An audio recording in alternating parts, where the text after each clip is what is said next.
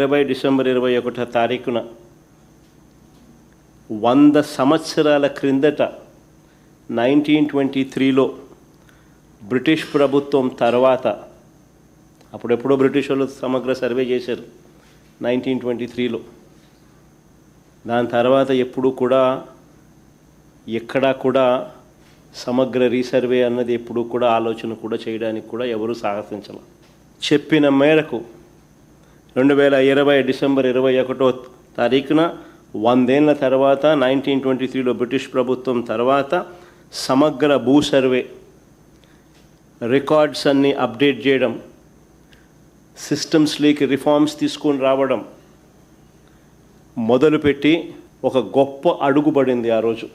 నిజంగా ఇది ఒక రాష్ట్ర ప్రభుత్వంగా ఒక సువర్ణాక్షరాలతో లిఖించదగ్గ ఒక గొప్ప అధ్యాయం. రీసర్వేతో, సమగ్ర రీసర్వేతో కూడిన ఈ సంస్కరణలు మేము చేసినది నిజంగా ఒక మహాయజ్ఞం లాంటిది. చెప్తా ఎందుకు అంత యజ్ఞం అనే పదం ఎందుకు వాడుతూ ఉన్నాను అని అంటే, ఒకసారి ఆ లోతు లేకపోతే మీతో పాటి ప్రజలందరికీ కూడా అర్థమవుతుంది అసలు ఎంత లోతుగా పోయాము అని. ఇది చెయ్యాలి అని అంటే ఎంత కష్టమైన పని అని కూడా అందరికీ అర్థమవుతుంది.